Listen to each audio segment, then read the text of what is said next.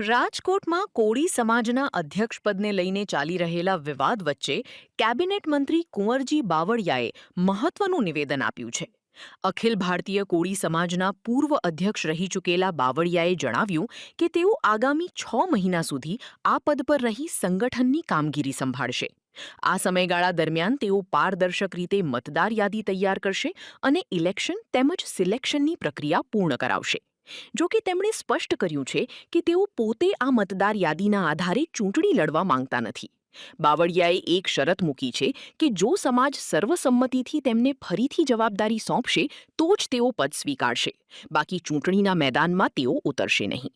મંત્રીના આ નિવેદનથી સમાજના રાજકારણમાં ભારે ગરમાવો અને ચર્ચાઓ શરૂ થઈ છે. હું આની પહેલા અખિલ ભારતીય કોળી સમાજના અધ્યક્ષ તરીકે રહી ચૂક્યો છું અને અત્યારે કાર્યકારી અધ્યક્ષ તરીકે 6 મહિના સુધી હું રહેવાનો છું. એ સમય દરમિયાન બધી જ વ્યવસ્થા ઇલેક્શન સિલેક્શન મતદાર યાદી તૈયાર કરવાનું હું કરી લઈશ. પછી એ મતદાર યાદીના અનુસંધાને સર્વસંમતિથી અધ્યક્ષ તરીકે મને જવાબદારી સોંપે તો ભલે, પણ એ અમારા અખિલ ભારતીય કોળી સમાજના રાષ્ટ્રીય અધ્યક્ષ તરીકે એ મતદાર યાદી ઉપર હું ચૂંટણી નહીં લડું.